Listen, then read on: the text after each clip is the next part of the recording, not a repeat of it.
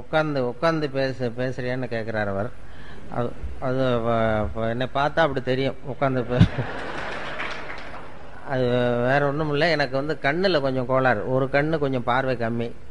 அதனால் நடக்கும்பொழுது கொஞ்சம் நிதானமாக நடந்து வருவேன். எனக்கும் எல்வி சண்முகநாதன் டாக்டருக்கும் ரொம்ப நெருக்கம். ஏன்னா அவர் எதில் ஸ்பெஷலிஸ்ட்டோ அதே நோய்க்கு நான் ஒரு நோயாளி. அந்த குளுக்கோமாங்கிற ஒரு இது அது, அதனால் மேற்கொண்டு பாதிக்காமல் அதை தடுத்து வச்சுருக்குறோம். அதனால் அது நடக்கிறத பார்த்துட்டு உட்காந்து பேசுறியா அப்படின்னு கேட்குறாரு அவர். வேறு ஒன்றும் இல்லை. அது முன்னாடி அங்கேயே உட்காந்து பேசலாம்னு தான் நினச்சேன். அங்கே மைக்கு வைக்கிறதுக்கு இடமில்லாத அளவுக்கு வேறு என்ன எல்லாத்தையும் கொண்டு வந்து வச்சு விட்டார்கள். அதுக்கு மேலே மைக்கு வச்சா கீழே விழுந்துடும். அந்த நல்ல ஒரு துரை இருக்காரே, அவர் ரொம்ப இப்படி எதையாவது பண்ணி எங்களை ஏதாவது பண்ணுவார், ஒரு கோமாளி மாதிரி ஆக்கி விட்டுருவார். அந்த மாதிரி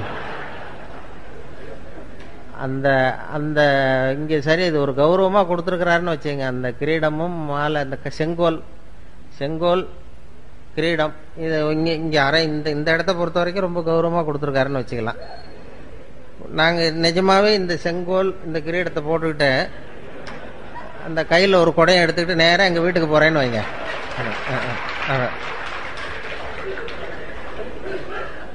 அங்கே மரியாதை கிடைக்குமா? இப்போ இங்கே வந்து மரியாதையை கொடுக்குற அந்த செங்கோலும் இதுவும் அங்கே போனால் மரியாதையை குறைச்சிரும். இப்படி ஏதாவது வித்தியாசமாக பண்ணுறது தான் துரைக்கு வேலை. அவர் வந்து ஏதாவது இப்படி பண்ணிடுவார்னு தெரியும். இந்த விருதே வந்து அவர் ஐவி அவர்களுக்காக, வீரபத்திரன் அவர்களுக்காக தான் கொடுக்கணும்னு சொல்லி தீர்மானம் பண்ணி எல்லாம் முடிவு பண்ணது.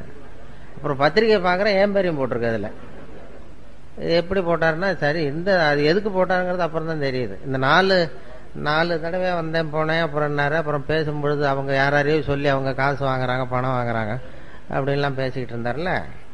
நான் இது வரைக்கும் அவர் வந்து நான் வந்து இது வரைக்கும் என்னுடைய சொந்த செலவில் தான் வந்து போயிட்டுருக்கேன், காசுலாம் வாங்குறதில்ல. அது இப்படி வந்து அதுக்கு பதிலாக தான் இதெல்லாம் கொடுத்துட்டார். பணத்தை விட இது கொஞ்சம் சீப்பு. இப்போ பேசுகிறவங்களுக்கு பணம் கொடுக்குறதுன்னா அதை விட இதுக்கு கரையம்லாம் போட்டிங்கன்னா சீப்பாக முடியும். அதேமாதிரி ஒரு பட்டம் கொடுக்குறதும் அதை விட சுலபம். அதனால் மனிதநேய மாமணின்னு அது அவ்வளோ சுலபமாக கொடுத்துட்டார். அதனால இப்போ இது மூலமா சுத்தமா காசு இல்லைங்கிறத மறைமுகமா சொல்லிட்டாரு. அவர் சொல்லிட்டாரு விஷயம்.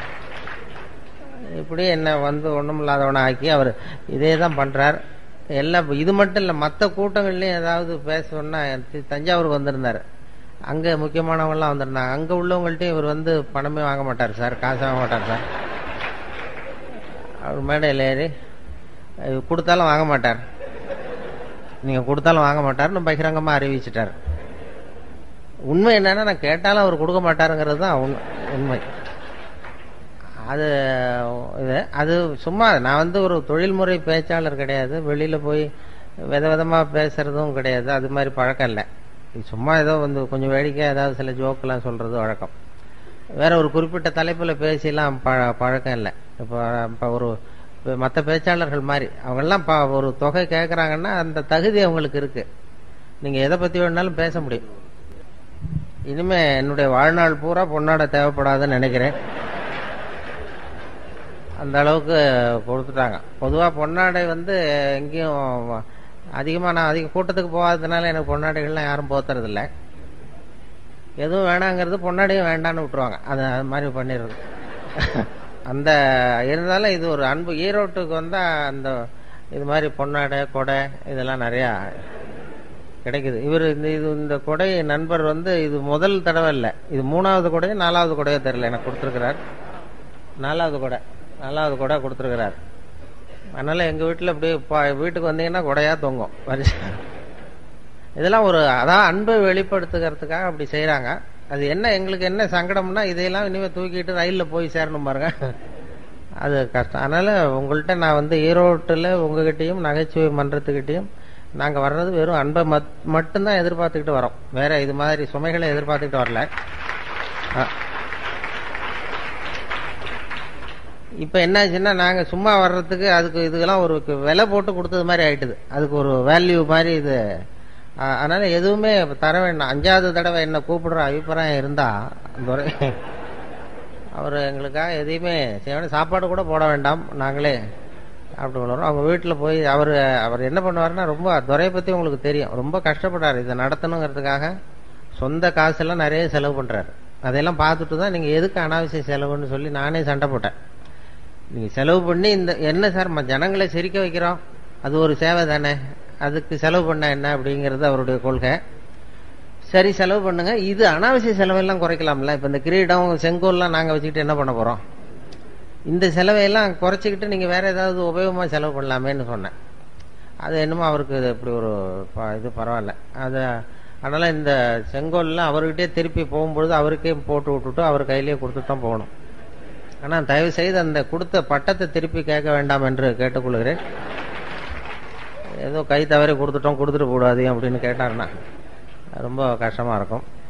அப்படி பண்ணுறது இந்த வேடிக்கை, இந்த சிரிப்பு அது சொன்னாங்க இல்லையா, அதாவது மனுஷனுக்கே நமக்கு வந்து இயல்பாக நடக்கக்கூடியது இந்த ரெண்டு விஷயம். அதாவது நடக்கிறது, நம்ம நடக்கிறோம் பாருங்க, இந்த நடக்கிறது சிரிக்கிறது, இது ரெண்டும் இயற்கையாக நடக்கணும்.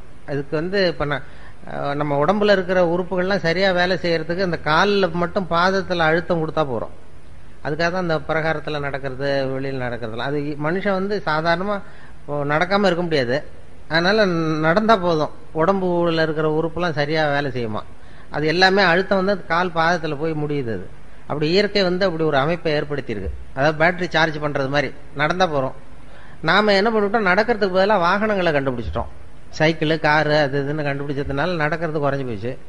இப்போ இயற்கையா நடக்க வேண்டிய அந்த நடைங்கிறது இப்போ ஒரு எக்ஸசைஸ் ஆயிட்டுது. அது வந்து ஒரு நடை பயிற்சின்னு கொண்டு வந்துட்டோம். அதுக்கு ஒரு பயிற்சி கொடுக்கணுமா. நான் சாதாரணமாக நடக்கிற வேலை இது, ஒரு பயிற்சின்னு கொடுத்து அந்த உடம்பு ஆரோக்கியத்தை காப்பாற்ற வேண்டியிருக்கு. அதே மாதிரிதான் சிரிப்பும் இயற்கையா நடக்க வேண்டிய ஒண்ணு. அதுக்கு இப்ப நகைச்சுவை மன்றம்னு ஒண்ணு ஏற்படுத்தி சிரிப்பை உண்டு பண்ணி உங்களுக்கு இதெல்லாம் பண்ணிக்கிட்டு வேடிக்கை காட்டி ஏதாவது பண்ண வேண்டியிருக்கு. இது சிரிப்புங்கிறது இயற்கையா நடக்க வேண்டிய ஒரு இயற்கை கொடுத்துருக்கிற ஒரு விஷயம். இந்த விலாக தொட்டா சிரிப்பு வருது இல்ல, அது வந்து இது ஒரு மருத்துவ மையமா. இந்த விழாவில் தொட்டா ஏன் மனுஷன் சிரிக்கிறாங்கிறத பத்தி ஆராய்ச்சி எல்லாம் பண்ணாங்க. அது ஒருத்தர் ஆராய்ச்சி பண்ணி ஒருத்தர் சொன்னாரு, அது இந்த இடத்துல இருக்கிற மென்மையான நரம்புகள் அங்க போய் முடியுது, மூளையில சிரிப்பை உண்டு பண்ற இடத்துக்கு. அதனால இங்க வந்து தொட்டோம்னா அங்க போய் சிரிப்பை உண்டு பண்ணுது. அதனால விழாவில் மென்மையான நரம்பு வந்து முடியுது, இது தொட்டதும் அந்த செய்தி மூளைக்கு போய் சிரிக்கிறான் அப்படின்னு ஒருத்தர் கண்டுபிடிச்சார். அதுக்கப்புறம் வந்தவர் இன்னொருத்தர் அதை பத்தி தொடர்ந்து ஆராய்ச்சி பண்ணவர் கேட்டார், சரி நான் ஒத்துக்கிறேன், விழாவில் இங்க தொட்டா அந்த மென்மையான நரம்புகள் மூளைக்கு போய் சிரிப்பை உண்டு பண்ணுதுன்னு சொல்றீங்க, ஒத்துக்கிறேன். அது ஏன் நானே தொட்டுக்கிட்டா ஏன் சிரிப்பு வரலன்னாரு. அப்பதான் தெரிஞ்சது முதல்ல கண்டுபிடிச்சதும் பொய்ன்னு, தப்புன்னு.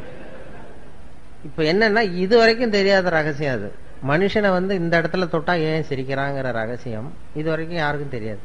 அது என்ன சொல்றாங்க ஒரு யூகத்துல, என்ன இது வந்து ஒரு மருத்துவ மையம், இயற்கை கொடுத்திருக்கிற ஒரு மருத்துவ மையமா. இது மாதிரி கிச்சு கிச்சு மூட்டியே நோய்களை குணப்படுத்திக்கலாம் சிரிப்பு உண்டு பண்ணி.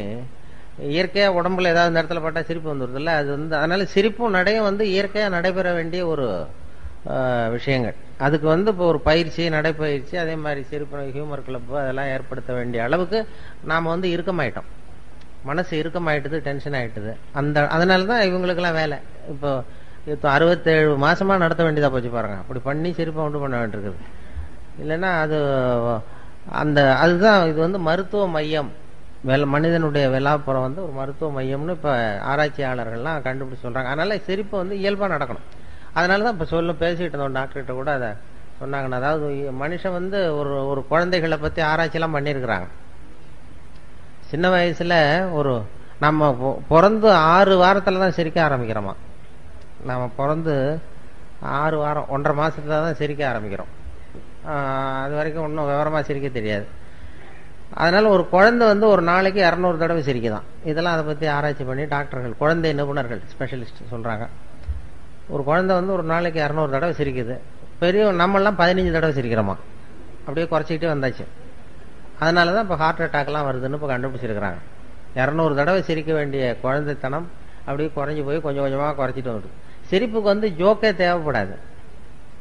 நான் சொன்ன இயல்பான விஷயம்னு சிரிப்புக்கு ஜோக்குன்னு ஒண்ணு தேவையே படாது. அது வந்து இந்த நம்ம காலங்காலமா சிரிப்பு வந்து சிறைப்பட்டு போயிருக்குதான் நம்ம உடம்புல. எப்படின்னா, ஒரு முதலாளிக்கு முன்னாடி தொழிலாளி சிரிச்சா மரியாதை குறைச்சல், ஒரு வாத்தியாருக்கு முன்னாடி பையன் சிரிச்சா மரியாதை குறைச்சல், ஒரு அதிகாரிக்கு முன்னாடி பியூனு சிரிச்சா மரியாதை குறைச்சல், இப்படி சொல்லி சொல்லி சிரிப்புங்கிறது மரியாதை குறைவான செயல்னு போதிக்கப்பட்டு வந்திருக்கிறோம். அதனால சிரிப்புங்கிற அந்த செயல் வந்து சிறைப்பட்டு போச்சாமா. நான் இப்போ என்னன்னா மரபு ரீதியாவே ஜெனட்டிக்காவே நாம சிரிச்சா யாராவது தப்பா நினைப்பாங்களோ அப்படின்னு நினைக்கிற அளவுக்கு நம்ம வந்துட்டோம். அப்படி சிறைப்பட்டு இருக்கிற சிரிப்பை வெளியில கொண்டு வர்றதுக்கு ஜோக்குன்னு ஒரு சாவியை போட வேண்டியிருக்கு. ஒரு சாவியை போட்டு திறந்து விட்டு அந்த சிறைப்பட்டு இருக்கிற சிரிப்பை வெளில கொண்டு வர வேண்டியிருக்குதான். இதான் இப்ப நடக்கிறது. வேற சிரிப்புக்கும் ஜோக்குக்கும் சம்பந்தமே இல்லை. சொல்லப்படுகிற ஜோக்குக்கும் சிரிப்புக்கும் உங்களுடைய இயல்பான சிரிப்புத்தன்மையை வெளியில கொண்டு வர்றதுக்கு ஜோக்குங்கிறது ஒரு சாவியா உபயோகப்படுது. இதுதான் இப்ப ஆராய்ச்சியாளர்கள்லாம் கண்டுபிடிச்சிருக்கிறது. வேற சிரிப்புக்கு வந்து ஜோக்கு தேவைப்படாதுங்கிறத எப்படி நிரூபிக்கிறதுன்னா, வெறும் சத்தமே கூட சிரிப்பு உண்டு பண்ணும். ஒரு குழந்தை தொட்டில படுத்திருக்கு, அதுகிட்ட போய் இப்படி கையை தட்டுங்க சிரிக்கும். அது என்ன ஜோக்காது? வெறும் ஒரு தட்டுறோம், கையை தட்டுறோம், அந்த வெறும் சத்தம் வந்து சிரிப்பை உண்டு பண்ணுதில்ல, அதுதான் இயல்பு தன்மை, நம்மளுடைய இயல்பான தன்மை. ஒரு ரோஜா பூவை பார்த்தா சிரிப்பு வரணும், ஒரு வெளிச்சத்தை பார்த்தா சிரிப்பு வரணும், ஒரு சத்தத்தை கேட்டா சிரிப்பு வரணும், ஒரு குருவி கத்துறதை பார்த்தா சிரிப்பு வரணும். இப்படி சிரிச்சுக்கிட்டு இருந்த நாம இப்போ ஒரு ஹியூமர் கிளப்னு ஒண்ணு வச்சு ஜோக்கெல்லாம் சொல்லி சிரிக்க வைக்கிறது அவ்வளவு முயற்சி பண்ண வேண்டியிருக்கு. அந்த அளவுக்கு இறுகி போச்சு மனசு. அதனாலதான் ஹார்ட் அட்டாக் வருதுன்னு சொன்ன. ஒரு சத்தம், ஒரு குழந்தைகிட்ட கிளுகிழப்பை ஆட்டுங்க, ஒரு குழந்தை மூஞ்சிக்கிட்ட சிரிக்குது, கிளுகிழப்ப சத்தம் அது சிரிக்கும். ஆனா அதே கிளுகிழப்பை ஒரு தாத்தா மூஞ்சிட்டு ஆட்டுங்க, கோவம் வந்துடும், அடிக்க வந்துடும். ஏதாவது குச்சி கிடந்தது மாதிரி கொடா இருந்துன்னு எடுத்து குத்தி விடுவாரு. ஏன் அப்படி இருந்தவர் அப்படி ஆயிட்டாரு. சின்ன வயசுல ஒரு கிளுகிழப்ப சத்தத்துக்கு சிரிச்சவர் அதே கிளுகிழப்ப சத்தத்துக்கு கோவப்படுற அளவுக்கு மாறி போயிட்டார். இப்படி இந்த மாற்றம் வரப்படாதான். வயசான காலத்திலே கிளுகிழப்ப ஆட்டினா சிரிக்கணும். அப்படி இருந்தா அவருக்கு ஹார்ட் அட்டாக் வராது. எதுக்கு சொல்றேன்னா, இப்ப இங்க வந்திருக்கிற பெண்கள்லாம் வீட்டுல ஒரு கிளுகிழப்பை வாங்கி வச்சுங்க. இனிமே வீட்டுக்காரர் கோபமா வந்தாருன்னா முகத்திட்ட போய் அப்படி இப்படி ஆட்டி பாருங்க.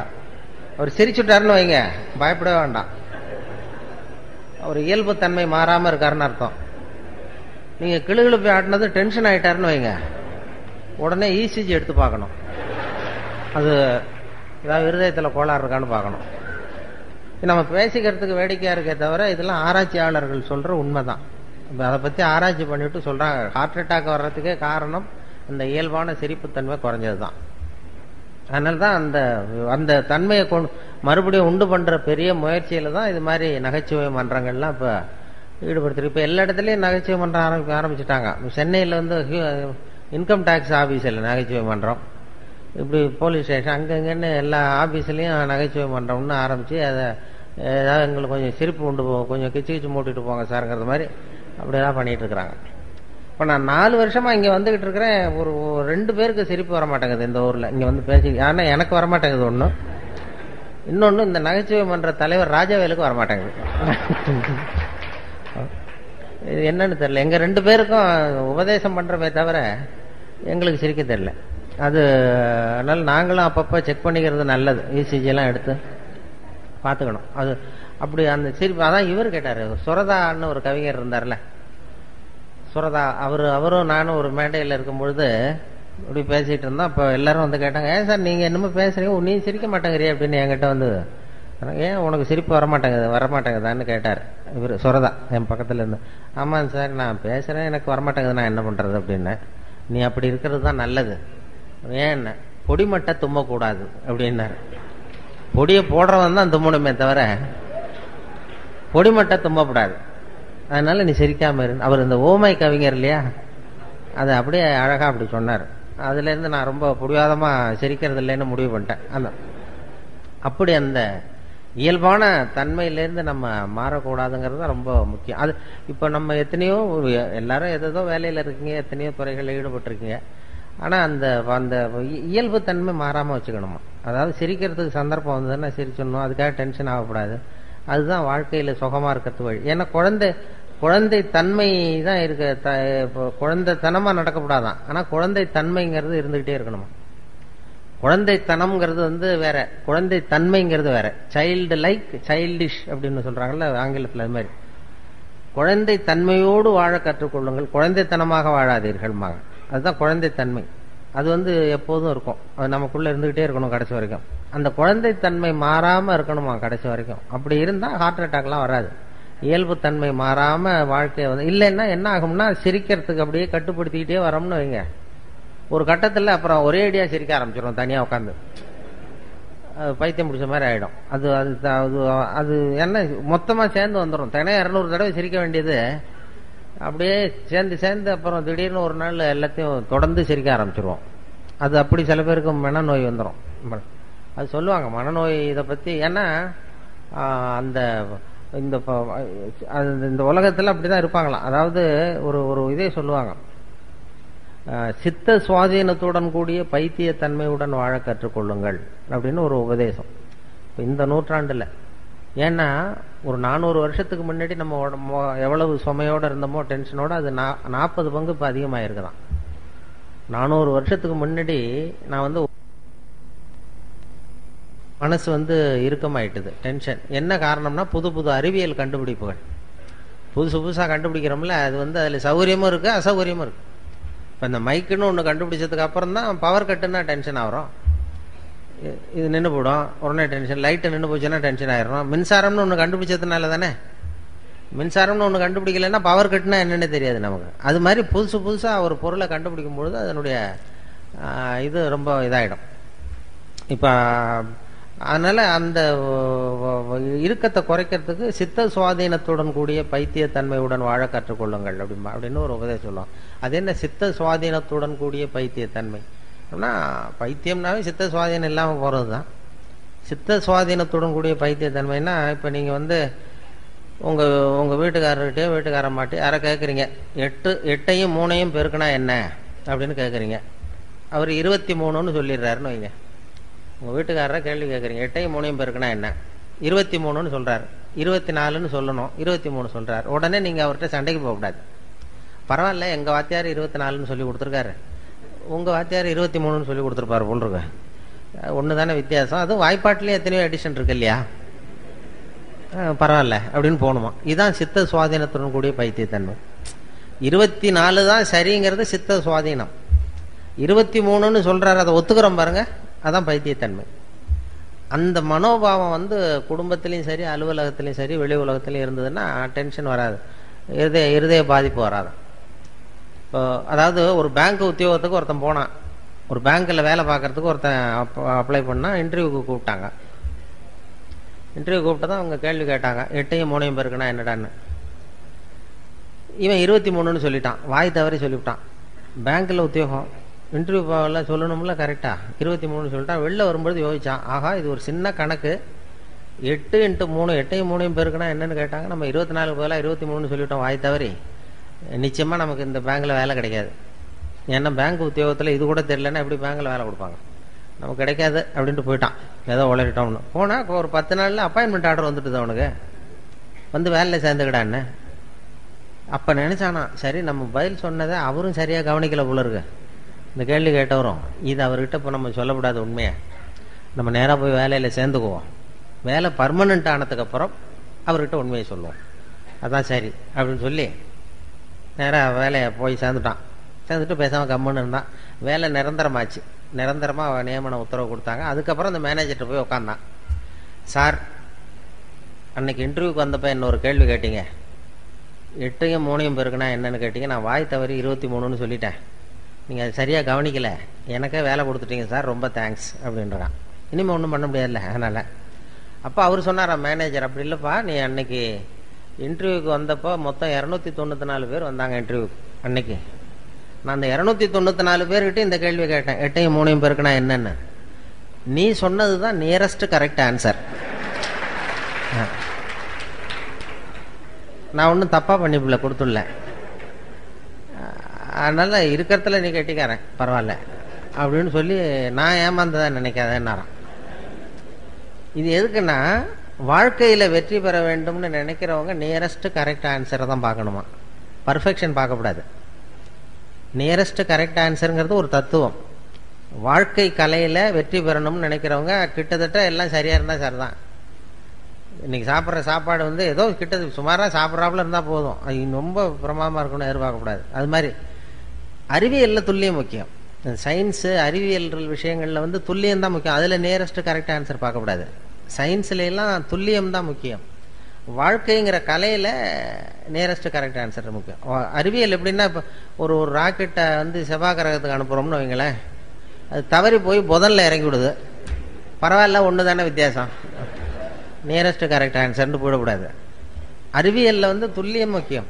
வாழ்க்கைங்கிற கலையில் கிட்டத்தட்ட சரியாக நீங்கள் நினைக்கிறது மாதிரி 100% நீங்கள் எதிர்பார்க்கறது மாதிரியே உங்கள் கணவரோ அல்லது மனைவியோ இருக்க முடியாது. அதை அந்த நியரஸ்ட் கரெக்ட் ஆன்சர் பார்க்குற மனோபாவம் வந்துட்டுதுன்னு வைங்க, பிரச்சனையே வராது வாழ்க்கையில். ஆனால் அது நம்ம நினைக்கிறது மாதிரியே இருக்கணும்னு எதிர்பார்க்குறோம். சுத்தமாக 100% அப்படியே இருக்கணும்னு நினைக்கிறது. அதனால தான் சண்டை சச்சரவு. பர்ஃபெக்ஷன் ஒன்று உலகத்தில் எதுவுமே கிடையாதான். நானாக என் மனசில் ஒரு உருவத்தை வரைஞ்சிக்க வேண்டியது, எதிரில் பார்க்குறது நான் வரைஞ்ச உருவத்தை மாதிரியே இருக்கான்னு நான் பார்க்குறேன். அப்படி ஒத்து போச்சுன்னா அது பர்ஃபெக்ட்னு ஒத்துக்கிறேன். அது ஒத்து போகலன்னா அது சரியில்லைங்கிறேன். அது கோளாறு நான் வரைஞ்சத்தில் இருக்கே தவிர அந்த பொருள் இல்லை. அதுதான் முக்கியம். அதுதான் வாழ்க்கையினுடைய நுணுக்கமே. அதுதான் அழகுங்கிறது. அப்படி தான் அழகுன்னு ஒன்று வெளியில் ஒன்றும் கிடையாது, பொருளில் கிடையாது. அழகாய் இருக்கிற பொருளை நீங்கள் விரும்புவதில்லை, நீங்கள் விரும்புகிற பொருள் அழகாக இருக்கிறது அப்படிங்கிறது தான் உண்மை. உங்களுக்கு பிரியமாக இருந்தால் அது அழகாக தெரியும், பிரியம் இல்லைன்னா அழகாக இருக்காது. அதனால் அழகுங்கிறது நீங்கள் விரும்புகிறீங்களா இல்லையாங்கிறத பொறுத்து அமையதே தவிர பொருளில் உள்ள விஷயம் கிடையாது. அது அழகாக இருக்கும். அதான் அழகாக இருக்கிற பொருளை நீங்கள் விரும்புவதில்லை, நீங்கள் விரும்புகிற பொருள் அழகாக இருக்கிறது. அந்த மனோபாவத்தை குடும்பத்தில் நம்ம உண்டு பண்ணிட்டோம்னா வாழ்க்கையில் அந்த டென்ஷன் இருக்காது. எப்போதும் அந்த சிரித்து வாழணுங்கிறாங்க இல்லையா, அந்த இயல்பு தன்மையோடு நம்ம வாழறதுக்கு அது ரொம்ப உதவியாக இருக்கும். குடும்பத்தில் எத்தனையோ பிரச்சனைகள் வரலாம். அது சொல்லுவாங்க நிறையா. சின்ன சின்ன ஒரு நல்ல குடும்பங்கிறது எப்படின்னா அனுசரித்து போகணும், ஒருத்தரை விட்டு கொடுத்து போகணும், சந்தேகம் கூடாது, அப்படி இப்படின்னு சொல்லுவாங்க. அதாவது ஒருத்தன் வந்து ஒரு பொண்ணை கல்யாணம் பண்ணிட்டு வந்தான். குடும்பத்தில் சந்தேகம். அவன் என்ன சொல்லிட்டாங்க எல்லாரும், டே நீ கல்யாணம் பண்ணிட்டு வந்திருக்கிறிய, அந்த பொண்ணுக்கு காது சரியாக கேட்காதுரா அப்படின்ட்டாங்களாம். இவனுக்கு ரொம்ப வருத்தமாக போச்சு. ஆகா, நம்ம கல்யாணம் பண்ண பொண்ணு காது சரியாக கேட்கலன்னு சொல்கிறாங்க, இதை எப்படி கண்டுபிடிக்கிறது, டெஸ்ட் பண்ணணும்னு பார்க்குறான். நேராக போய் உனக்கு காது கேட்குமா அப்படின்னு கேட்டால் சண்டை வந்துடும். இது எப்படியாவது சோதனை பண்ணணும்னு வெளியில் போகிறது மாதிரி போனான். வெளியூருக்கு போன வெளில எங்கேயோ கடத்தருக்கு போனது மாதிரி போயிட்டு திரும்பி வந்தான். திரும்பி வந்து தெருவில் நின்றுக்கிட்டு இன்னைக்கு என்ன சாம்பார் அப்படின்னா பதிலே வரல. ஆஹா, நம்ம கேட்டது தப்பு, சரிதான், காது கேட்கல மனைவிக்குன்னு முடிவு பண்ணிட்டான். அடுத்தது வீட்டுக்குள்ளே வந்து நின்று 2வது தடவையாக கேட்டான். வாசலுக்குள்ளே வந்து நின்றுக்கிட்டு இன்னைக்கு என்ன சாம்பார் அப்படின்னா 2வது தடவையும் பதில் வரல. சரி, ஏமாந்து போட்டோம் நம்ம அப்படின்னு சொல்லிட்டு நேராக அடுப்பங்கரைக்கு போனான். அடுப்பங்கரையில் அந்த பொண்ணு ஏதோ சமைச்சிக்கிட்டு இருக்கு, சமையல் பண்ணிகிட்டு இருக்கு. அது சமையல் பண்ணிகிட்டு இருக்கு, அது காதுகிட்ட போய் இப்படி வச்சுக்கிட்டான் கையை. இப்படி கையை வச்சுக்கிட்டு வேகமாக கத்துறான். 3வது தடவை இன்னைக்கு என்ன சாம்பார்னு 3வது தடவை கத்துறான். அது கொஞ்சம் கூட அலட்டிக்கவே இல்லை. மெதுவாக திரும்பி இவன் காது ஓரமாக சொல்லுது, 3வது தடவையாக சொல்கிறேன் முருங்கைக்காய் சாம்பார் அப்படின்னு தான். இவனுக்கு காது கேட்கல, இவன் போய் அதை சந்தேகப்படுறான். குடும்பத்தில் இப்படி தான் பிரச்சனை வரும். முதல்ல நம்மகிட்ட இருக்கிற குறை என்னன்னு தெரிஞ்சுக்கிட்டு அடுத்தவங்க பேரில் குறைய கண்டுபிடிக்கணும். நாம் என்ன பண்ணுறோம், முதல்ல அடுத்தவங்க குறைய கண்டுபிடிக்கிறோம். அதனால தான் சிக்கல். குடும்பங்கிறது ரொம்ப அழகாக நடத்த வேண்டிய, வாழ்க்கையில் ரொம்ப புரிந்து கொள்ள வேண்டிய ஒரு கலை அப்படின்னு சொல்லுவாங்க. எங்கள் வீட்டுக்கு ஒருத்தர் வந்திருந்தார். இப்போ சமீபத்தில் ஒரு பத்திரிக்கை கொடுக்க வந்தார், கல்யாண பத்திரிக்கை கொடுக்கறதுக்காக வந்தார். அவரை அழைச்சிக்கிட்டு இன்னொரு இடத்துக்கு போகிறேன், இன்னொரு வீட்டுக்கு பத்திரிக்கை கொடுக்கணும். அவர் வீடு இருக்கிற இடம் தெரியாது, அதனால் அழைச்சிட்டு போகிறேன். அந்த வீட்டில் கணவன் மனைவி 2 பேரும் ஒத்து போகிறதில்ல, அடிக்கடி சண்டை வரும். அந்த வீட்டில் கொண்டு போய் பத்திரிக்கை கொடுக்கணும். நான் அழைச்சிட்டு போகிறேன் இவரை, இந்த ஒரு பெரியவரை. அவங்க 2 பேரும் அடிக்கடி சண்டை போட்டுக்கிறவங்கன்னு தெரியும் அவருக்கு.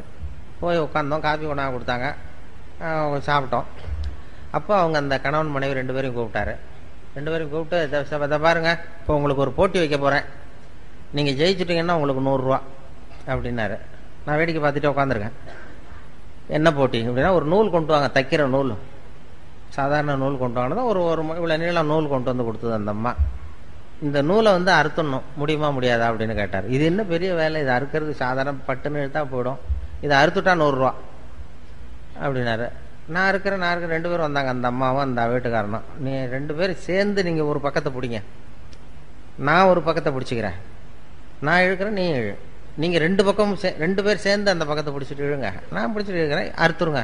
இழுத்துட்டீங்கன்னா ஆளுக்கு 100 ரூபா தரேன்ருக்காரு. அவங்க ரொம்ப உற்சாகமாக அந்த பக்கத்தை 2 பக்கமும் 2 பேரும் சேர்ந்து பிடிச்சிட்டாங்க. இவர் வந்த பெரியவர் ஒரு பக்கத்தை பிடிச்சிட்டாரு. இழுத்தாருங்க அப்படின்னாரு. அவங்க 2 பேரும் ரொம்ப பலமாக இழுக்க ஆரம்பித்தாங்க. இவர் இழுக்க இழுக்க விட்டுக்கிட்டே போயிட்டு இருக்காரு. பின்னாடியே இழுத்து சுற்றி வராங்க, இவர் பின்னாடியே போயிட்டே இருக்காரு. 10 நிமிஷம் ஆச்சு, அறுக்கவும் முடியல. அப்புறம் எடுத்து விட்டு, இதுதான் வாழ்க்கை, இதை புரிஞ்சுங்க, உங்களுக்குள்ளே சண்டை போட்டுக்காதீங்க அப்படின்ட்டு போயிட்டார். அதான்,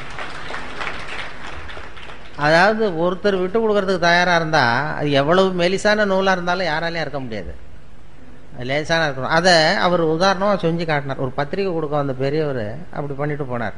வாழ்க்கை அப்படிதான் புரிஞ்சுக்கணும். இல்லைன்னா அர்த்தமில்லாத விஷயத்துக்கெல்லாம் குடும்பத்துல சண்டை போட்டுக்கிட்டு பிரச்சனை பண்ணிட்டு இருப்போம். ஏன்னா நம்ம மனசு இருக்க சுமை வந்து வர வர அதிகமாயிடும். மற்ற வெயிட்லாம் அப்படியே இங்க ஒரு 10 கிலோ இப்போ வைக்கிறோம்னு வைங்க, இந்த 10 கிலோவை வந்து நாளைக்கு வந்து இதை எடை போட்டு பார்த்தாலும் 10 கிலோ தான், இன்னும் ஒரு மாசம் கழிச்சு எடை போட்டாலும் 10 கிலோ அப்படியே இருக்கும். ஆனா மனசுல இருக்கிற வெயிட் இருக்கு பாருங்க, அது போக போக அழுத்தம் அதிகமாயிட்டு எடை அதிகமாகிறது மாதிரி இருக்கும். அதுக்கு ஒரு உதாரணம் அதுதான் சொல்லுவாங்க. இந்த ஒருத்தர் கையை நீட்ட சொல்லி ஒரு டம்ளரை கொண்டு வந்து, ஒரு டம்ளர் தண்ணியை வந்து உன்னால தூக்க முடியுமான்னு கேட்டிருக்காரு. இது என்ன ஒரு டம்ளர் தண்ணி என்ன தூக்க முடியாது என்னால அப்படின்னா, ஒரு வெத்து பாட்டில் வச்சு இப்படி கையை நீட்ட சொன்னாரு. ஒரு டம்ளர் தண்ணியை வச்சு தண்ணியை ஊற்றினாரு. இது என்ன தூக்குறது பெரிய காரியம் அப்படின்னா, சரி அப்படியே வச்சிரு அப்படின்னாரு. ஒரு 10 நிமிஷம் ஆச்சு. சார் எப்போ தண்ணி எடுக்கலாம் கேட்க ஆரம்பிச்சான். இருறா இன்னும் ஒரு மணி நேரம் ஆகும் எடுக்கிறதுக்குன்னா, ஐயோ இப்போ முடியாது சார், நம்மளால முடியாதுன்னா. சரி இன்னைக்கு பூரா வச்சிருக்க முடியுமா ஒன்னாலன்னா, ஐயோ தாங்க முடியாது, முதல்ல இதை எடுங்க அப்படின்னா. இந்த வெயிட்டு அதே தான், வெயிட்டில் கூடல, ஆனால் அது தாங்க முடியல பாருங்க. அதுதான் அந்த மனசு பண்ற. மனசுல வந்து ஒரு சுமை வந்து வச்சுட்டோம்னா அது வர வர அதிகமாகிறது மாதிரி ஒரு பாவனையை உண்டு பண்ணும். அப்பப்போ இறக்கி வச்சிடணும். அது மனசுல எதையும் இறக்கி வச்சுக்கிட்டு இருக்கக்கூடாது. அப்பப்போ இறக்கி வச்சுக்கோ, அந்தந்த நேரத்தில் அதை சுமக்கலாம்னு சொல்றேன். மனசை வந்து சுமக்கவே கூடாதான். குழந்தைகள்லாம் மனசை சுமக்கிறது இல்லை, அதனால தான் அது ஜாலியாக இருக்குது. 200 தடவை சிரிக்குதுன்னா அதெல்லாம் மனசை சுமக்கிறது இல்லை. நம்ம மனசை சுமந்துக்கிட்டு இருக்கிறோம். ஒரு ரயிலில் ஒருத்தர் போனார், ஒரு மூட்டையை தூக்கிட்டு ரயிலில் போய் ஏறி உட்காந்துருக்காரு. ஏறி உட்காந்ததும் ரயில் புறப்பட்டுது. இவன் தலையிலேயே மூட்டையை வச்சுட்டு உட்காந்துருக்கான். எதிர்த்தாப்பில் இருக்கிறவருக்கு சொல்லிருக்காரு, ஏன் ரயில் தான் புறப்பட்டுது, மூட்டையை இறக்கி வை, உன் ஸ்டேஷன் வந்ததும் தலையில் தூக்கி வச்சுட்டு நீ இறங்கி போகலாம், இப்போ இறக்கி வச்சுருன்னு இருக்காரு. அப்போ இவன் சொன்னானா, அதெல்லாம் வேண்டாம், என் சுமையை நான் சுமந்துக்கிறேன், என்னை மட்டும் ரயில் சுமந்தா போதும் நானும். இப்படி தான் நம்ம இப்போ பண்ணிகிட்டு இருக்கோமா. இப்போ அவன் பண்ணுறத நினைக்கும் போது நமக்கு சிரிப்பு வருது இல்லை. இப்போ நாம் வாழறது அப்படி தான் வாழ்ந்துக்கிட்டு இருக்கோமா. தேவையில்லாததையெல்லாம் சுமந்துக்கிட்டு பிரயாணம் பண்ணிகிட்டு இருக்கிறோம். எந்தெந்த நேரம் எதை சுமக்கணுமோ அதை சுமந்தா போதும். இறங்குற நேரத்தில் மட்டும் தூக்கி வச்சுட்டு இறங்கினா போகிறோம். அப்பப்போ அந்தந்த சுமையை சுமந்தா போதும். எல்லாத்தையும் ஒரே நேரத்தில் சுமந்துக்க கூடாது. நம்ம ஈரோடு துறை மாதிரி போட்டு எல்லாத்தையும் போட்டு இழுத்து போட்டுக்கிட்டு இன்றைக்கி எங்களுக்கு சாப்பாட்டையும் கவனிக்கணும், அதையும் கவனிக்கணும், இதையும் கவனிக்கணும்னு போட்டுக்கிட்டு 3 நாள் ஆச்சான் அவர் தூங்கி. அப்படி இது பண்ணக்கூடாது. முதல்ல அது மாதிரி மனசு வந்து அப்படி நம்மளை ஏமாத்தும். மனசை வந்து அந்த அளவுக்கு மனசை வந்து புரிஞ்சுக்கணுமா, அதை கட்டுப்படுத்தக்கூடாது. மனசை வந்து எல்லாரும் அடக்கு, சினத்தை கோபத்தை அடக்கு, மனசை அடக்குன்னு சொல்லுவாங்க. மனம் சினம் 2 இருக்குல்ல, ரெண்டையுமே எல்லாரும் உபதேசம் பண்றது எப்படின்னா, மனசை வந்து கட்டுப்படுத்து, சினத்தை வந்து அடக்கு, கோபத்தை அடக்கு, மனசை கட்டுப்படுத்தலாம் சொல்லிட்டு இருப்பாங்க. இந்த அடக்கிறது கட்டுப்படுத்துறதெல்லாம் மற்றவங்க உபதேசம். இந்த அருள் தந்தை வேதாத்திரி மகரிஷி இருக்கார்ல, அவர் தான் வித்தியாசமா அதை உபதேசம் பண்ணார். மனசை வந்து அடக்காத, அதை புரிஞ்சுக்கோ, அது சரியா போடும்.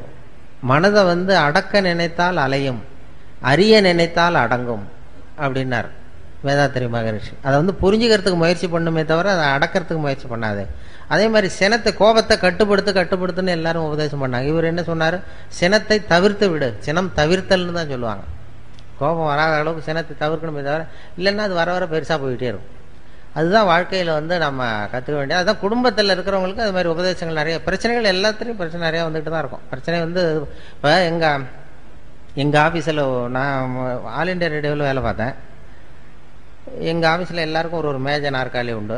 அதில் மேஜையில் ஒரு கண்ணாடி போட்டிருக்கோம். கண்ணாடி ஒன்று வச்சுருப்பாங்க. அந்த வேலை செய்கிறவங்களாம் அவங்கவுங்க இஷ்ட தெய்வத்தை கண்ணாடிக்கு அடியில் வச்சுருப்பாங்க. முருகன் படம், பிள்ளையார் படம், அது ஏசுநாதர் படம், இது மாதிரி பள்ளிவாசல் எதையாவது வச்சுருப்பாங்க. அவங்கவுங்க காலையில் வந்ததும் முதல் வேலையை அதை தொட்டு கும்பிடுவாங்க. அதுக்கப்புறம் தான் வேலையை பார்க்குறது. இப்படி நடந்துக்கிட்டு இருந்தது. எனக்கு கண்ணாடி கிடையாது, அது உடஞ்சி போச்சு மேஜையில், அதனால் எதுவும் வைக்கிறதில்ல. எனக்கு பக்கத்தில் ஒரு பொண்ணு இன்னொரு சீட்டு, அது ஒரு நிகழ்ச்சி பொறுப்பாளர். எனக்கு என்ன ஒரு ஆசைன்னா, அது இஷ்ட தெய்வம் என்னன்னு கண்டுபிடிக்கணும், பார்க்கணும் அப்படின்னு ஒரு ஆசை. இருக்கிறப்ப போய் எட்டி பார்த்தா நல்லா இருக்காது.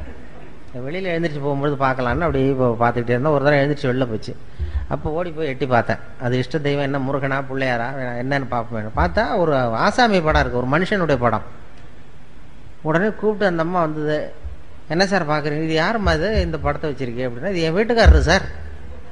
பாருங்க, வீட்டுக்காரர் படத்தை தெய்வம் வைக்க வேண்டிய இடத்துல வச்சிருக்கேன்.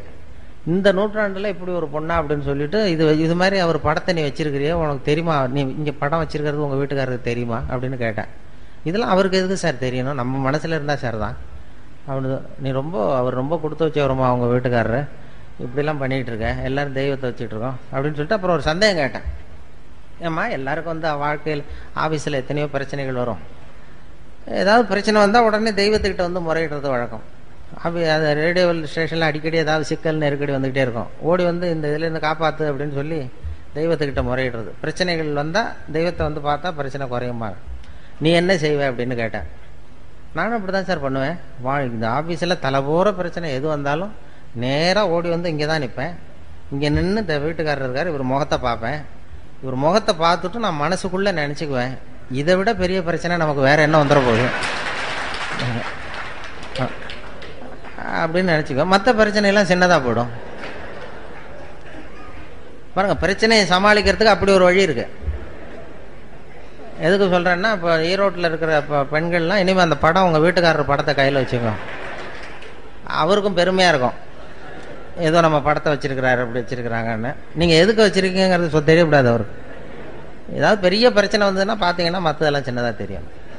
இப்படி டெக்னிக் நிறையா இருக்குது. மனசை சுமக்காம வாழ்க்கையை வந்து ரொம்ப லேசாக நடத்துறதுக்கு இதெல்லாம் வழி. அதெல்லாம் தான் இந்த ஹியூமர் கிளப்பு கற்றுக் கொடுவோம். வாழ்க்கையில் அனாவசியமாக கோவப்பட்டுக்கிட்டு சண்டை போட்டுக்கிட்டுலாம் இருக்காதிங்க அப்படின்னு சொல்லி ஹியூமர் கிளப்பினுடைய வேலை அதுதானே, சிரிக்க வைக்கிறது, வாழ்க்கையை லேசாக்கிறது. அதெல்லாம் தான். குடும்பத்தில் பேர் வைக்கிறதுல தகராறு வரும்னு ஒரு கதை சொல்லுவாங்க. ஒரு கணவன் மனைவி 2 பேருக்கும் ஒரு குழந்தை பிறந்த, ஆம்பளை பிள்ளை பிறந்தது. அந்த பிள்ளைக்கு பேர் வைக்கிறது என்னங்கிறதுல தகராறு. அவன் என்ன சொல்கிறான், எங்கள் அப்பா பேர் தான் வைக்கணுங்கிறான் அவன். இந்த அம்மா என்ன சொல்லுது, இல்லை எங்கள் அப்பா பேர் தான் வைக்கணுங்குது. காலையிலேருந்து சண்டை. அவங்க அப்பா பேரை வைக்கணுங்கிறான், இது எங்கள் அப்பா பேரை வைக்கணும். சண்டை, காலையிலேருந்து சண்டை. எழுத்து வீட்டுக்காரன் ஒருத்தானா அவன் தான். என்ன சண்டை, எழுத்து வீட்டில் ஒரே சத்தமாக இருக்கேன்ட்டு வந்தான். ஏன்டா காலையிலேருந்து பார்க்குறேன் ஒரே சத்தமாக இருக்கு, என்னடா விஷயம் அப்படின்னா, ஒன்றும் இல்லை, எங்கள் வீட்டில் பேர் வைக்கிறதுல தகராறு, இந்த பிள்ளைக்கு எங்கள் அப்பா பேரை வைக்கணுங்கிறேன், அது அவங்க அப்பா பேரை வைக்கணுங்கிறது, அதான் சண்டை போட்டுக்கிட்டு இருக்கோம் அப்படின்னா. அப்பா சொன்னானா, எழுத்து வீட்டுக்காரன்னு நான் ஒருத்தன் எதுக்கு இருக்கேன், என்கிட்ட சொல்ல வேண்டியது தானே, நான் பஞ்சாயத்து பண்ணி, இதை விட்டுவிட்டு நீங்கள் ஏன் அடிச்சுட்டு நிற்கிறீங்க, இப்போ நானாவில் சத்தத்தை கேட்டுட்டு வர வேண்டியிருக்கு. சரி சொல்லுங்கள் உங்கள் பிரச்சனை என்னன்னா. இவன் சொன்னான், சர்ரா உங்கள் அப்பா பேர் என்ன அப்படின்னு கேட்டான் அவனை. சீனிவாசன் அப்படின்னா. சரி உங்கள் அப்பா பேர் என்னம்மா, கிருஷ்ணன் அப்படின்னு இருக்காது. கொஞ்சம் யோசிச்சான், சீனிவாச கோபால கிருஷ்ணன் அப்படின்னு பேர் வைங்க, சரியா போச்சு, 2 பேர் வந்துருந்தோம் அப்படின்னு போயிட்டான். போனதுக்கப்புறம் இந்த கணவன் மனைவி 2 பேரும் பேசிக்கிட்டாங்களாம். சரி இந்த சீனிவாசன் சரி, கிருஷ்ணன் சரி, கோபாலன் எங்கேருந்து வந்தான் நடுவில் அப்படின்னு ஓடி போய் அவனை பிடிச்சி இழுத்துட்டு வந்திருக்காங்க. இழுத்துட்டு வந்து, அது யாரா கோபாலன் அப்படின்னா, அது எங்கள் அப்பா பேர், நீ அதை மட்டும் ஏன் விடுற, அதையும் சேர்த்து வச்சுட்டு போ அப்படின்றான். குடும்பத்தில் 2 பேர் கணவன் மனைவி ஒத்து போகலன்னா கோபாலன்னு ஒருத்தன் குறுக்க வருவான், அதுக்கு இடம் கொடுக்கக்கூடாது. அதான் சொல்கிறது, அது மாதிரி ஒத்து போகணும். அது மாதிரி இல்லைன்னா சண்டை, கோபாலன்னு ஒருத்தன் வருவான், அது மாதிரி பிரச்சனை வரும். வாழ்க்கைங்கிறது ஒரு பெரிய பிரயாணம், சின்ன பிரயாணம். ஒரு பஸ்ஸில் போகிறப்ப கூட எவ்வளோ அசௌகரியம், சண்டை போட்டுக்கிறோம் அப்படின்னு சொல்லுவாங்க. வாழ்க்கைங்கிறது ரொம்ப பெரிய பிரயாணம், அதில் சுகமாக இருக்கணும் பிரயாணம். வாழ்க்கைங்கிறது குடும்பத்தில் அது மாதிரி எவ்வளவோ கஷ்டம் நஷ்டம் எல்லாம் இருக்குது. அனுசரித்து போகிறது, ஒருத்தர் விட்டு கொடுக்கறது, இதெல்லாம் தான் ரொம்ப முக்கியமான இது. அந்த நுணுக்கத்தை புரிஞ்சுக்கணுங்கிறது தான் இது. ஹியூமர் கிளப்புங்கிறது சும்மா ஏதோ பொழுதுபோக்காக அவங்க பண்ணுறதுங்கிறது இல்லை.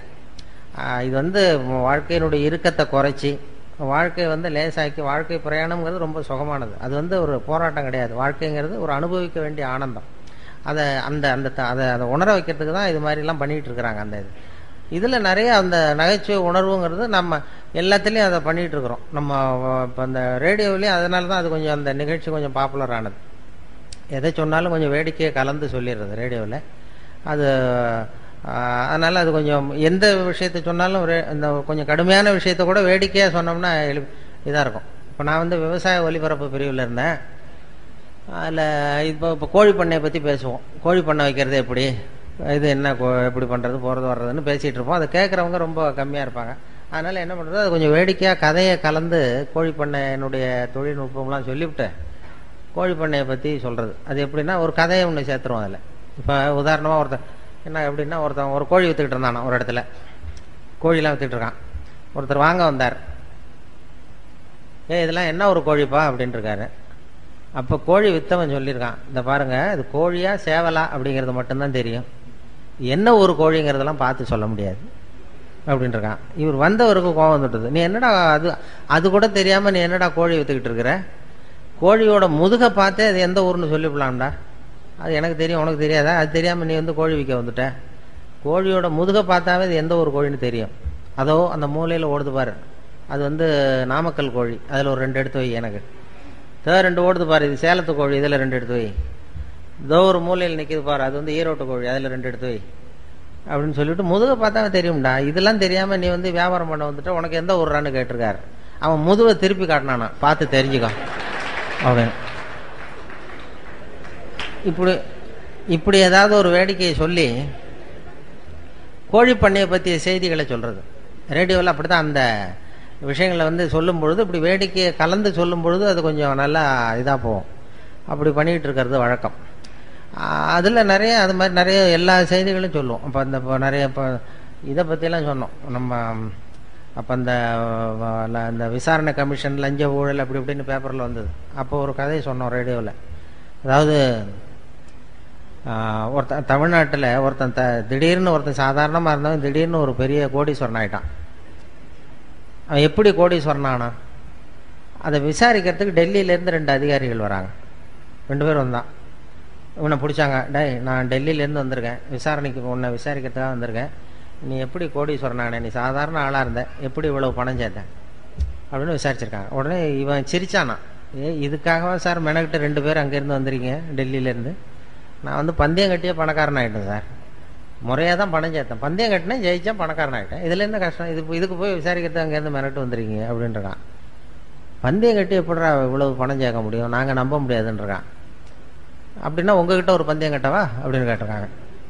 ஏங்கிட்டயா என்ன பந்தயம் அப்படின்னு ஒருத்தன் கேட்டிருக்கான். ஒருத்தன் கேட்டால் இது வந்து என் கண்ணு தானே, இது என் கண்ணு, இது என் பல்லு, என் கண்ணை என் பல்லாலேயே கடிக்கிறேன், எவ்வளோ பந்தயம், 100 ரூபா எடுத்து வச்சான் வந்தவன் 100 ரூபாய் வச்சு இதை ப்ரூவ் பண்ணுறான்னு.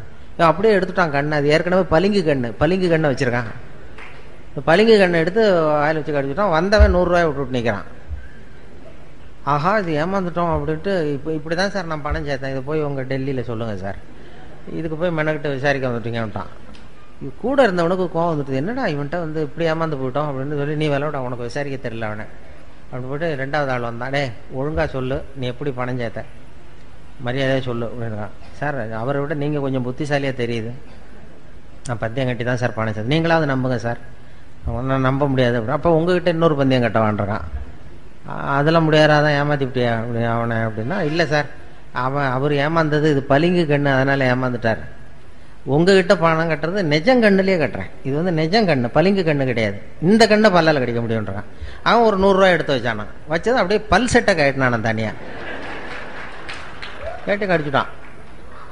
அவனும் 100 ரூபாய் விட்டான், எடுத்து வச்சுக்கிட்டு இப்படி தான் சார் நான் பணம் சேர்த்தேன், இதுக்காக டெல்லியிலேருந்து மெனக்கிட்டு வந்திருக்கேன், போய் சொல்லுங்கள் சார் அப்படின்னு தான். அவன் கிடுகிடுன்னு டே வந்துடுறான், இனிமேல் அவன்கிட்ட பேச்சு கொடுக்காத, மேற்கொண்டு பேசினா மறுபடியும் ஒரு பந்தயம் கட்டுவான், திரும்பி நம்ம டெல்லிக்கு போகிறதுக்கு பணம் சரியாக இருக்கா பாரு அப்படின்னா, ரயில் டிக்கெட்டுக்கு சரியாக இருக்கடான்றான். அப்போ மேற்கொண்டு அவன்கிட்ட பேசாத, இப்படியே ஓடி போடுவோம், போய் நம்ம அதிகாரிகிட்ட சொல்லிடுவோம் அப்படின்ட்டு, ரொம்ப தேங்க்ஸ் சார் அப்படின்னா, இருங்க சார் இருந்து சாப்பிட்டு போகலாங்கிறான். அதெல்லாம் ஒன்றும் வேண்டாப்பா, நீ இப்போ சாப்பிட்ற அப்புறம் பந்தயம் கட்டுவா அவ்வளோ வேண்டான்னு சொல்லி ஒரே வேகம் ஓடி போய் இப்போ ரயில் ஏறி டெல்லிக்கு போயிட்டானுவோம். டெல்லிக்கு போய் அந்த ஜூனியர் அதிகாரிகள் 2 பேரும், இந்தியாவுக்கே தலைமை அதிகாரி அவர்கிட்ட போய் சொல்லிட்டான், சார் தமிழ்நாட்டுக்கு போனேன், அந்த ஆளை பார்த்தேன் விசாரித்தேன், அது ஒன்றும் சரியாக வரல சார், பந்தயம் கட்டியே பணம் சேர்த்தேன்னு சாதிக்கிறான், எங்ககிட்ட ஒரு 200 ரூபாய் வாங்கிட்டு விட்டான் சார் அப்படின்னா தான் அவருக்கு கோவம் வந்துட்டுது.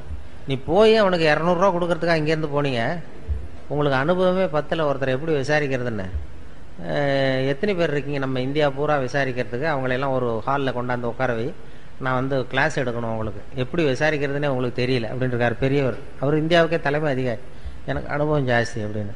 சரி இன்னும் 30 பேர் இருக்கோம் சார் அப்படின்னா 30 பேரை ஒரு ஹாலில் உட்கார வச்சு அந்த பெரியவர் வந்து உட்காந்துருக்காரு. ஒரு ஆள் தமிழ்நாட்டுக்கு போய் அந்த ஆளையும் கூப்பிட்டுட்டு வாங்க, வர்ற வரைக்கும் அவன்கிட்ட பேச்சு கொடுக்காதீங்க, யாரும் பந்தயம் கட்டுவான், பேசாமல் கொண்டு வா அவனும் வந்து ஒரு ஆள் பிடிச்சி எடுத்துகிட்டு போட்டான். அவனை மேடையில் அவர் நிற்கிறார் பெரியவர், பக்கத்தில் அவன் நிற்கிறான், எதிரில் அந்த ஜூனியர் அதிகாரிகள் 30 பேர், அவங்களுக்கு முன்னாடி இவர் விசாரிக்கிறார், ஏன்பா எப்படி பணம் சேர்த்த, என்கிட்ட சொல்லு, நான் இந்தியாவுக்கே தலைமை அதிகாரி, எனக்கு வந்து அதிகாரங்கள் ஜாஸ்தி, எனக்கு அனுபவமும் ஜாஸ்தி, என்கிட்ட உண்மையை சொன்னீங்கன்னா உன்னை வந்து அப்ரூவர் ஆக்கிடுவேன், தண்டனையே இல்லாமல் பண்ணிடுவேன், இல்லை தண்டனையை குறைச்சி கூட கொடுக்கலாம், அதனால் எனக்கு அதிகாரம் இருக்குது, என்கிட்ட உண்மையை சொல்லு, நீ எப்படி பணம் சேர்த்த அப்படின்னு கேட்டார். அப்போ அவன் சொன்னானா, சார் நீங்கள் எல்லாத்துக்கும் எல்லாரை விட அனுபவம் ஜாஸ்தியாக இருக்குது, அதனால் நீங்களாவது நம்புங்க சார், நான் பந்தயம் கட்டி தான் பணம் சேர்த்தேங்கிறாங்க. நம்ப முடியாதான்னு இருக்காரு. அப்போ உங்ககிட்ட ஒரு பந்தயம் கட்டவா அப்படின்றான். அங்கே தலைமை அதிகாரி, என்னடா என்னட்ட அதெல்லாம் வேண்டாம்டா, எங்கள் ஆளை ஏமாத்திப்பிட்டியா அப்படின்ட்டுருக்காரு. வேண்டாம் சார், உங்கள் ஆளை ஏமாத்தினது வேற, அது வந்து என் உடம்பை பற்றின ரகசியம், என் கண்ணு பளிங்கு கண்ணுங்கிறது அவருக்கு தெரியாது, ஏமாந்துட்டார். என் பல்லு வந்து பல் செட்டு கட்டியிருக்கேங்கிறது அவருக்கு தெரியாது, அதனால் ஏமாந்தார். இப்போ நான் உங்ககிட்ட பந்தயம் கட்டுறது உங்கள் உடம்பை பற்றின ரகசியம், என் உடம்பை பற்றி வேண்டாம் அப்படின்னா. என் உடம்புல என்னடா ரகசியம் இருக்கார் அவர். ஒன்றும் இல்லை சார், இப்போ முதுகில், உங்கள் முதுகில் இடுப்புக்கிட்ட 1 ரூபா அகலத்துக்கு கருப்பாக ஒரு மச்சம் இருக்குது, உண்டா இல்லையா அப்படின்றான். இல்லைன்னு தெரியும் அவருக்கு. இல்லைடா அப்படின்ட்டுருக்காரு.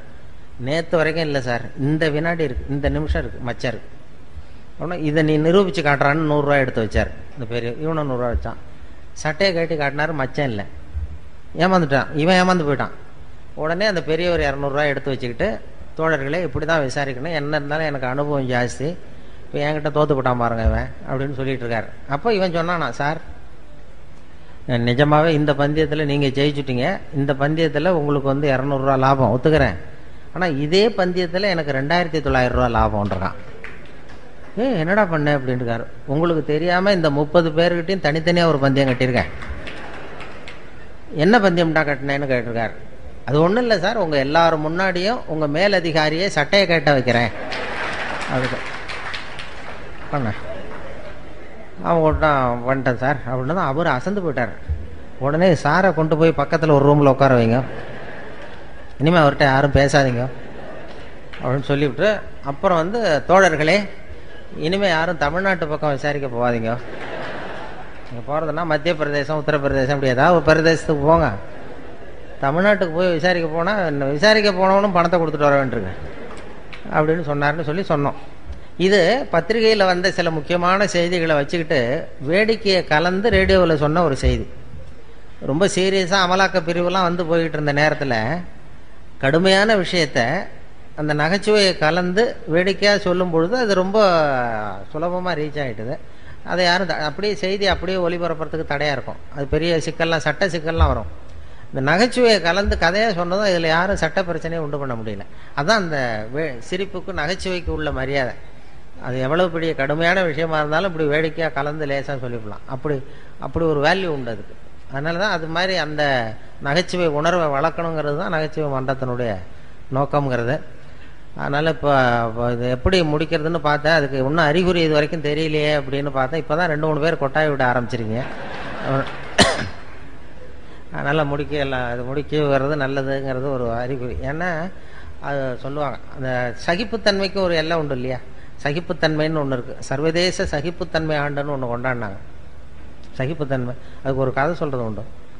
ஒரு டாக்டர் இது மாதிரி இருந்தால், டாக்டருக்கு ரூமுக்கு வெளியில் வரிசையாக பெஞ்சு போட்டிருந்தான். 40 பேர் உட்காந்துருக்கான் டாக்டரை பார்க்கறதுக்கு. 40 பேர் சட்டையை கட்டி சுருட்டி வச்சுருக்கான் பக்கத்தில், மேல் சட்டையை. 40 பேர் வாயிலே 40 தெர்மாமீட்டர் இருக்குது. தெர்மாமீட்டரை வாயில் வச்சுட்டு அப்படியே உட்காந்துருக்கான் எல்லாரும், 40 பேரும் யூனிஃபார்மாக. அப்போ ஒருத்தன் விரல் ஆணி அடிச்சிருக்கான், இதில் காலண்டர் மாட்டுறதுக்கு விரலில் சுத்தியல் பட்டு போச்சு, நசுக்கி போச்சு. உடனே வந்து, சிஸ்டர் இந்த விரலில் ஏதாவது மருந்து வைங்கன்றிருக்கான். மருந்து அது நீ சட்டை கேட்டு அப்படின்ட்டுருக்க அந்த அம்மா. இல்லை இது விரல் தானேன்றிருக்கான். இல்லை எல்லாரையும் பாரு. எல்லாம் சட்டையை கட்டிட்டு உட்காந்துருக்கு. சரி உட்கார் அப்படின்னு சட்டையை கேட்டினா. உட்காந்தான். வாயை அப்படின்னு திறந்தது தெர்மாமீட்டர் வச்சுட்டு ஓடி போச்சு. இப்போ விரலை பார்த்துக்கிட்டே தெர்மாமீட்டர் வாயில் வச்சுட்டு யோசிக்கிறான், இது எதுக்கு தெர்மாமீட்டர் வச்சு பார்க்குறாங்க. சரி இது எல்லாரும் அவனுக்கும் விரல் நசுங்கியிருக்கான்னு பார்க்குறான். எட்டி பார்த்தா அவன் விரல்லாம் நல்லா இருக்கு. சரி எப்படிறான்னு கேட்கலாம்னு பார்த்தா வாயை திறக்க முடியல அவனுக்கு.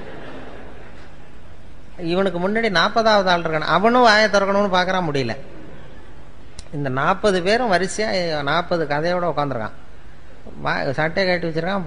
பலூன் மாதிரி உப்பிருக்கு, கண்ணு செவந்திருக்கு, பலூன் மாதிரி வாய் உப்பிருக்கு, பேச முடியல.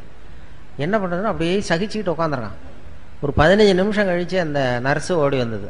நர்ஸு ஓடி வந்து எல்லா தெர்மாமீட்டரும் எடுத்துக்கிட்டு அவங்கவுங்க பேர் எல்லாத்தையும் குறிச்சிக்கிட்டு அப்படியே அப்புறம் போய் டாக்டர் ரூமுக்கு ஓடி போச்சு. அதுக்கப்புறம் இவன் ஆரம்பித்தான், இந்த 41வது ஆள். உலகம் ரொம்ப கெட்டு போச்சுப்பா, எதுக்கு தெர்மாமீட்டர் வச்சு பார்க்குறதுன்னு ஒரு விவசாயம் இல்லாமல் போச்சு. விரலை நசுக்கிட்டு வந்திருக்கிறேன், இதுக்கெல்லாம் தெர்மாமீட்டர் வச்சு பார்க்குறாங்க.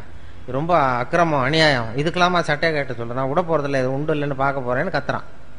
அப்போ இந்த 40வது ஆள் சொன்னான் பொறுமையாக, இந்த பாருப்பா, இது சர்வதேச சகிப்புத்தன்மை ஆண்டு, சகிப்புத்தன்மையை இந்த இடத்துல தான் நீ கற்றுக்கணும். இது மாதிரிலாம் ஒரு அசட்டுத்தனமாக இது மாதிரிலாம் துள்ளாத, கொஞ்ச நேரம் மரியாதையாக வாழை சுட்டிட்டு உட்கார், இப்படிலாம் கத்தாத அப்படின்றான் நம்ம 40வது ஆள். அப்படி சொன்னதும் இவனுக்கு இன்னும் கோவம் வந்துடுது. நீ எனக்கு இவ்வளவு புத்தி சொல்றியடா, நீ எதுக்கடா வந்தேன்னு கேட்டிருக்கான். நான் தபால் கொடுக்க வந்தவையா?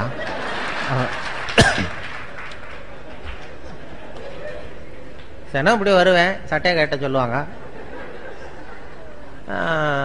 சட்டையை கேட்டுவேன், தெர்மாமீட்டர் வச்சு பார்ப்பாங்க. அதுக்கப்புறம் நான் பாட்டுக்கு டெம்பரேச்சர் குறித்ததும் மறுபடியும் சட்டையை போட்டுக்கிட்டு நான் பாட்டுக்கு தவாலை கொடுத்துட்டு நான் பாட்டுக்கு போகிறேன். இப்போ என்ன கெட்டு போச்சு இதில்? அதனால் எல்லாரும் நல்லா சகிப்புத்தன்மையை வளர்த்துங்கப்பா அப்படின்னு சொன்னார். அது மாதிரி சகிப்புத்தன்மையை வளர்த்துக்கிறதுக்கும் இது மாதிரி கூட்டங்களை நீங்கள் பயன்படுத்தணும். அது மாதிரி ஒரு நல்ல ஒரு எவ்வளோ நேரம் பேசினாலும் இப்படி பொறுமையாக உட்காந்துருக்கிறதுங்கிறதே ஒரு பெரிய சகிப்புத்தன்மை தானே. அதனால் அது ஒரு பெரிய விஷயம். ஏன்னா பேசுறது பேச்சுங்கிறது பெருசு தான், ஆனால் மௌனம் அதை விட பெருசும்பாங்க. பேசுறது இந்த பேச்சாளர்களுக்கு அது ஒரு பெரிய இது வந்துடும். அப்படி வந்த ஏன்னா சில பேர் ஆரம்பிக்கும் போது தெரியும், முடிக்க நேரம் போகிறது பேசுகிறவங்களுக்கு தெரியாது, உட்காந்துருக்கிறவங்களுக்கு தான் தெரியும். உங்கள் முகத்துலேருந்து தான் கண்டுபிடிக்கணும். அதை கண்டுபிடிச்சி அப்படி பண்ணுறது வழக்கம். ஏன்னா சுருக்கமாக இப்போ எதையும் பேசுகிறவங்க எழுதுகிறவங்க தேவைக்கு அதிகமாக வளர்த்தாதீங்க அப்படின்னு பேராசிரியர் கல்கி சொல்லுவார். அதாவது ரேடியோ ஸ்டேஷன் ஆரம்பித்த காலத்தில் அவர் வந்து பேசியிருக்கார், கல்கி வந்து பேசியிருக்கார் ரேடியோவில். அது இன்னும் பதிவு பண்ணி வச்சுருக்காங்க சென்னையில். அதில் அவர் சொல்கிறார், தேவைக்கு அதிகமாக எதையும் வளர்த்தாதீங்க எழுதுகிறவங்க பேசுகிறவங்க அப்படிங்கிறதுக்கு ஒரு உதாரணம் ஒன்று சொல்கிறார். என்ன உதாரணம் கல்கி சொல்கிறாருன்னா, ஒரு உதாரணம், ஒரு நாள் காஞ்சிபுரம் உபய வேதாந்த தேசிக சுவாமிகள் தன் வீட்டு வேலைக்காரன் குப்பனை கூப்பிட்டு, அடை குப்பா, நீ உடனே ஸ்ரீபெரும்புதூர் ஓடிப்போய் திருவேங்கடாச்சாரியை சந்தித்து திருக்குடந்தையிலே இருந்து இங்கே வந்திருக்கிற திருநாராயண ஐயங்கார் சுவாமிகள் திருக்கோவில் ஆராதனைக்கு திருத்துழாய் எடுத்து திரும்புகையில் திருக்குளத்தில் திருப்பாசி வழுக்கவே திருவடி தவறி விழுந்தார் என்று சொல்லிவிட்டு வா அப்படின்னு எழுதினாராம். சொல்லிவிட்டு என்ன சொல்லிடுவியா அப்படின்னா, சொல்லிடுறேன் சாமின்னு இருக்கான் குப்பன். என்ன சொல்லுவ அவர்கிட்ட, என்கிட்ட ஒரு தடவை சொல்லி காட்டு அப்படின்னாரு. என்ன சார், கும்மோன் தாசாமி குட்டையில் விழுந்தான்னு சொல்லணும், அவ்வளோதானே. அப்போ கல்கி சொல்றார், அந்த சிறுகதையின் இலக்கணம் குப்பனுக்கு புரிந்திருக்கிறது, உபய வேதாந்த தேசிக சுவாமிகளுக்கு புரியவில்லை அப்படின்னா. அதனால் அந்த இலக்கணம் வந்து பேசுகிறவங்களுக்கும் தெரியணும், எழுதுகிறவங்களுக்கும் தெரியணும். தேவைக்கு அதிகமாக வளர்த்தாதீங்கோ அப்படிங்கிறது அவர் சொல்லியிருக்கிற அறிவுரை. இல்லைன்னா உங்களுக்கு தான் கோபம் வரும் எல்லாம் பண்ணுறது. ஏன்னா நான் ஒரு அடையாளம் வச்சுருக்கேன், எப்போ எங்கெங்கே எப்படி எப்போ முடிச்சுக்கிறதுங்கிறத. என்னை வந்து சென்னையில் இந்த எல்கேஜி யூகேஜி பிள்ளைங்கள்ட்ட கூப்பிட்டு போய் பேச விடுவாங்க. யூகேஜி எல்கேஜி பிள்ளைங்க அங்கே போய் காக்கா கதை நரி கதை ஏதாவது சொல்லிகிட்டு இருப்பேன். அப்போ அவங்க பொறுமை இழக்கிறது எப்போன்னு எப்படி கண்டுபிடிப்பேன்னா, அடையாளம், அந்த வரிசையில் இருக்கிறவன் தரையை கீறுவான் லேசா அப்படி, இல்லைன்னா பக்கத்தில் இருக்கிறவன ஒரு குத்து குத்துவான், ஒரு பென்சிலால் குத்துவான். அதாவது அவன் பொறுமை இழக்கிறான்னு அர்த்தம். அதாவது போதும் நிறுத்திக்கோன்னு நமக்கு சிக்னல் இது. இல்லைன்னா அம்மா ஞாபகம் வந்துட்டுது, அல்லது பிள்ளைக்கு பசி வந்துட்டுது, அல்லது அம்மா ஞாபகம். அதனால குழந்தைகளுக்கு அதுக்கு மேலே வளர்த்துறது, அதை வச்சு முடிச்சுக்குவேன். அது ஒரு அழகான அடையாளம் அது. அந்த குழந்தைகள்கிட்ட பேசும்பொழுது, இப்போ ஸ்கூலில் பேசும்பொழுது, ஹைஸ்கூல்லாம் கொட்டாய் விடுவாங்க, ஒரு 10 பேர் வாயை திறக்கிற வரைக்கும் பார்க்கறது முடிச்சுடுறது. காலேஜ்னா விசில் அடிப்பாங்க, அந்த கடைசியிலேருந்து விசில் வரும், அடித்தா முடிச்சுக்கோ இதுதான் மரியாதை அப்படின்னு அர்த்தம். அதுக்கு அப்படி ஒரு இது, அதுக்கு ஒவ்வொன்றுக்கு சிக்னல்.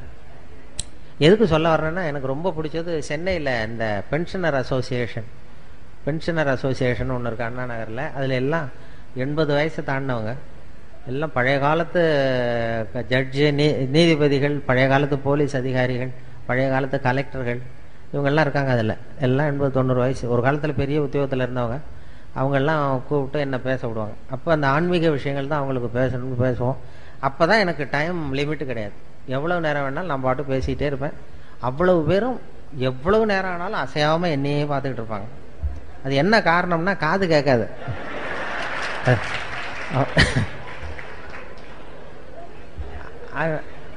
நான் ஏதோ அவங்க ரொம்ப பிரியமாக கேட்குறாங்க போல் இருக்குன்னு பேசிகிட்டு இருக்கிறது. பேசி முடிச்சுட்டு இறங்கி போய் அந்த ஒரு பழைய கலெக்டருக்கு பக்கத்தில் உட்காருவேன். அவர் மெதுவாக தலையை மட்டும் திருப்புவார். திருப்பி முடிச்சுட்டிங்க போல் இருக்கு அப்படிவார். எப்படி சார் கண்டுபிடிச்சிங்க அப்படின்னா, தான் இறங்கி வந்தீங்கல்ல கீழே அப்படிவார். அப்புறம் நானே அவங்கள கேட்டேன், ஏன் சார் உங்களுக்கு தான் புரியல, அப்புறம் எதுக்கு என்னை திருப்பி கூப்பிடுறீங்க அவ்வளோ இல்லை, கொஞ்சம் கொஞ்சமாக புரிஞ்சுக்கலாம் இல்லையா. அப்படிதான் ஒரு துறையும் என்னை கூப்பிட்றது அப்படி தான் போல இருக்கு. ஏதோ 4 தடவை 5 தடவை அவர் பாட்டு கூப்பிட்டு இந்த ஏதாவது பட்டத்தை கொடுத்து எதையாவது கொடுத்து இதான் உனக்கு இந்த தடவை அப்படின்னு சொல்லி அனுப்பிச்சிடுறாரு. அப்படி பண்ணுறது ஏன்னா இது மாதிரி பேசிகிட்டு இருக்கிறப்பயே ஒரு கூட்டத்தில் வரிசையில் இருந்தவர் என்னத்தையோ சிப் பேக் எடுத்து என்னத்தையோ எடுத்தா ரிவால்வர். பேசுகிறவர் அப்படியே நிறுத்திவிட்டார். ஏன் சார் போதும்னா நிறுத்திட்டு போகிறேன், இதுக்கே துப்பாக்கிலாம் காட்டி பயமுறுத்துறீங்கன்னு இருக்கார். இப்போ அவர் சொன்னார், எழுந்திரிச்சு, ஐயோ துப்பாக்கியை காட்டு பயப்படாதீங்க சார், துப்பாக்கியை பார்த்துட்டு நீங்கள் எவ்வளோ நேரம் வேணாலும் பேசுங்க சார், இது வந்து உங்களை சுடுறதுக்கு இல்லை, உங்களை இங்கே அழைச்சி வந்தவரை சுடுறதுக்கு அப்படின்னாராம். அப்படி பார்த்தா என்னை அழைச்சிட்டு வந்தவர் அவர் துரை தான். துரை வந்து ரொம்ப சௌக்கியமாக இருந்தால் தான் ரொம்ப காலத்துக்கு இந்த நகைச்சுவை மன்றம் நடக்கும். அதனால் அவருடைய சௌக்கியமும் முக்கியம். அந்த தலைவர் இவர் இருக்கார் ராஜவேலு, அவங்கெல்லாம் ரொம்ப காலத்துக்கு சௌக்கியமாக இருந்தால் தான் இந்த நகைச்சுவை இதெல்லாம் நடக்குங்கிறதுனால அதனால் இயல்புத்தன்மை மாறாமல் வாழ கற்றுக்கொள்ளுங்கிறது தான் இவங்களுடைய மெசேஜ். நம்முடைய இயல்புத்தன்மையிலேருந்து மாறாத வாழ்க்கையை லேசாக எடுத்துக்கிட்டு போகும். இப்போ நான் வந்து உங்களுக்கு பெரிய உபதேசம்லாம் பண்ணுறதுக்காக வரல, அந்த தகுதியும் கிடையாது. அந்த இயல்புத்தன்மை மாறாமல் ஒரு மனுஷனுக்கு 200 தடவை குழந்தை இயல்பு சிரிக்கிற தன்மை இருக்குன்னு சொன்னேன் இல்லையா, அந்த இயல்புத்தன்மை உங்ககிட்ட இருக்கான்னு ஒரு மணி நேரமாக சோதனை பண்ணி பார்த்தோம்.